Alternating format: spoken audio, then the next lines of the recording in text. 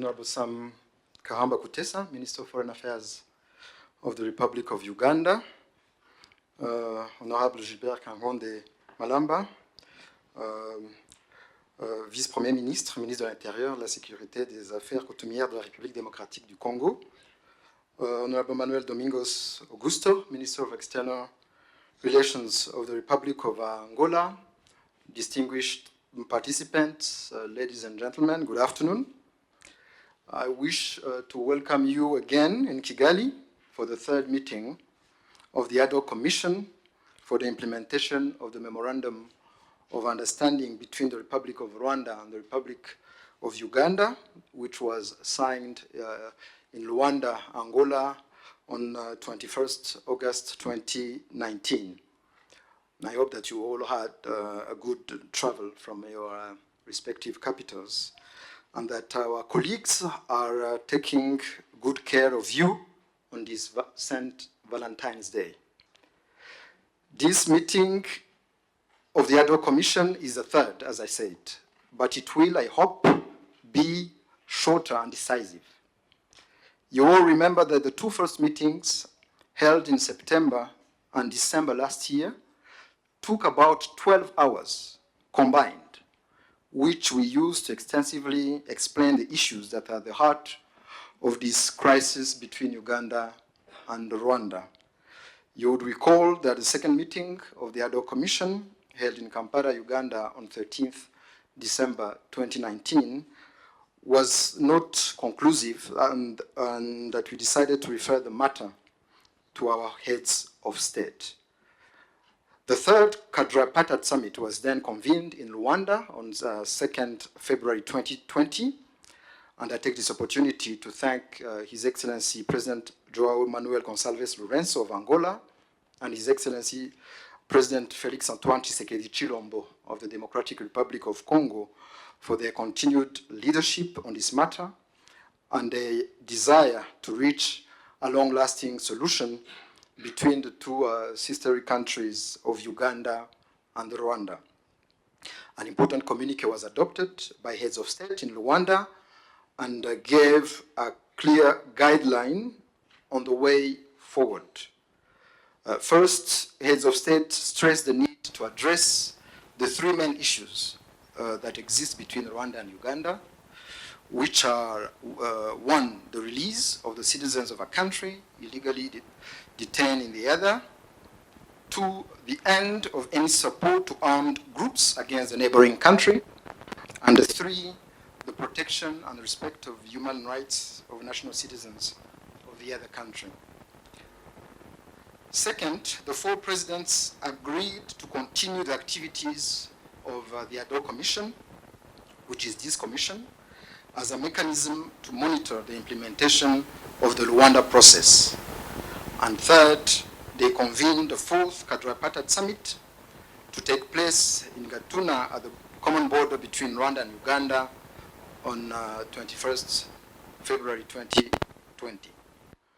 Distinguished colleagues, honorable ministers, it is our hope that this third meeting of the Ad hoc Commission will be solution-oriented to address the specific issues that our heads of state highlighted in the Rwanda communique, so that we can report a positive outcome to the upcoming quadripartite summit in Gatuna. In other words, the purpose of this meeting is to take concrete and decisive action to address the identified issues between our two countries, based on our numerous exchanges, summits, and meetings held over the past 3 years. Since the last meeting of the Ad hoc Commission in December 2019, we have witnessed some progress. On 29th December 2019, His Excellency President Paul Kagame received a special message from his Ugandan counterpart, His Excellency President Yoweri Kaguta Museveni, delivered by his special envoy, Ambassador Adonia Ayebade. Following that visit, Uganda released and deported on 7th January 2020, 9 Rwandans who had been detained illegally for over 2 years. Despite the above, it is unfortunate that Uganda's support to armed groups and individuals has continued unabated. I will give you a few examples. First, the leadership of the RNC terrorist organization working under the cover of Self-Worth Initiative NGO of Sula Nwamanya and Prosi Bonabana continue to conduct mobilization activities under the facilitation of the CMI, the Chieftaincy of Military Intelligence, notably Kano Sike Asimwe, Deputy Head of CMI and Director of the Joint Anti-Terror Unit. After the ad hoc commission meeting held on 13th September 2019 in Munyonyo, the outcomes were reported verbatim by Sula Nwamanya and Prosi Bonabana in the social media, an indication of a close collaboration between RNC and the government of Uganda. 2, Charlotte Mukangusi, Commissioner in charge of diplomacy in the RNC terrorist organization, visited against Uganda in January 2020, last month, on RNC mission to meet top officials of the government of Uganda. 3, RNC Uganda province, led by Pastor Deo Nyirigira and Dr. Sam Ruvuma, continued its activities, including recruitment, restructuring, mobilization, fundraising, forming new cells and committees in various parts of Uganda, especially in Kyangwari and Nakivale refugee camps, as well as Mityana. 4, Captain Shimiye, aka Governor, who coordinated the Kinigi terror attack of the night of 3rd, 4th October 2020, is still under the protection of Uganda security organs and is handled by Minister of State Philemon Mateke.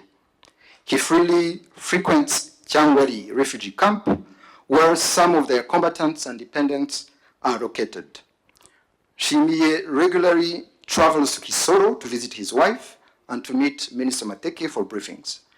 In the same vein, Nzabonimana Fidel, Kabayiza Seleman, and Mugwaneza Eric, Rwanda Runana operatives who participated in the Kinigi attack and reported to the Uganda authorities on 12 October 2019, are still protected by Uganda's security organs from facing justice in Rwanda. 5, in continuation of the mobilization of anti-Rwanda armed groups, CMI facilitated on 2nd February 2020, the very day of the quadripartite summit in Rwanda, a 2-day meeting between the members of the RNC and the Rwanda Urunana terrorist organizations, which was held in Mbarara. The meeting was attended by, among others, Captain Shimiye, aka Governor, Colonel Rugema Emmanuel, Colonel Sam, all representing Rwanda Urunana, while deserter Lieutenant Frank Mushaija, Major Nhare, Captain Frank Mugisha, aka Sunday, Jean-Marie Vianney Turabu Mukiza, and Major Robert Higiro represented RNC. CMI dispatched vehicles that took Colonel Rugema and his delegation from Kisoro to Mbarara for the meeting. The purpose of this meeting was to forge plans to start a new rude RNC rebellion and intensify mobilization activities. Distinguished colleagues, honorable ministers, as we speak, there are still a number of Rwandan nationals detained in various illegal detention facilities in Uganda. Several note verbals were issued to the government of Uganda with the details particulars of detainees and requesting for consular access.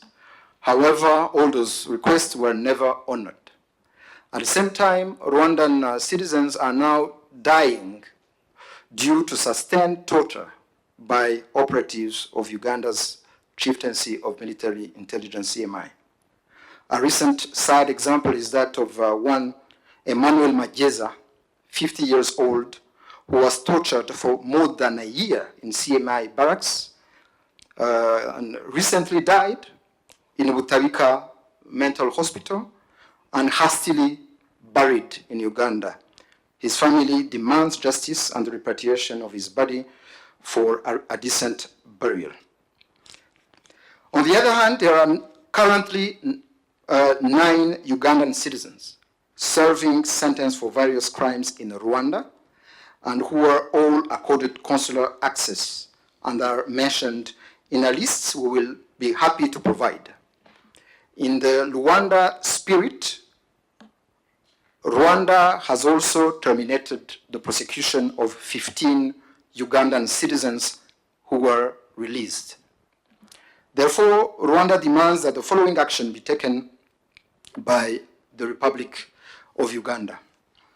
First, to disband the Rwanda National Congress, RNC, and the Rwanda Uganda networks in Uganda, and to arrest and extradite all its members so that they can face justice in Rwanda. 2, to refrain from all actions meant to destabilize the Republic of Rwanda and eliminate all factors that may create such perception. 3, to withdraw Ugandan passport number A00019979 that was issued by the Ugandan government to Charlotte Mukankusi, Commissioner in charge of diplomacy in the RNC terrorist organization, and to prevent her from traveling to Uganda for RNC mission. 4, to hold accountable facilitators of RNC and Rwanda networks, including Minister of State Filemo Matekie, Brigadier General Abel Kandiho, Brigadier General Fred Karara, Colonel Sike Asimwe, Major Fred Mushambo, Colonel Kaka Bagenda, and other government officials involved in the same activities. 5, to repatriate the body of Emmanuel Mageza for a decent burial in Rwanda and to provide explanations about the circumstances surrounding his death. We also request for a clarification about 2 other Rwandan citizens, namely Sendayate Eugene and Gwembo Mucho, who were allegedly transferred from CMI to Tabika Hospital and later got missing. 6, to allow Julienne Kairere to be reunited with her child, Joanna Imanirakiza, who was abducted in Uganda after separating Kairere from her 1-month baby when she was arrested on 29th November 2018 in Muwende district. And 7, to unconditionally release all Rwandan citizens illegally detained in Uganda. Honorable Ministers, distinguished colleagues, I wish to stress that summit over summit and meeting over meeting without any solution in sight cannot be an option. And this, unfortunately, was the case for meetings we held over the past 3 years, bilaterally or under this Rwanda process. Yet the solution is in our hands, provided that we are truly committed to end this crisis with political will and good faith. To conclude, Honorable Ministers, distinguished colleagues, I wish to emphasize once again our responsibility as leaders in our respective countries. I also emphasize the importance of building trust among ourselves and the need to find a solution to the different challenges we are facing. We have been following comments by wananchi from both countries who are increasingly expressing fatigue over this self-inflicted injury in the East African community. They are just demanding security on the common border, the end of destabilizing activities by armed and terrorist groups, and the free movement of people, goods, and services in peace and security. Therefore, we cannot afford wasting any more time. We need to act decisively, responsibly, in good faith, and end this crisis. I thank you.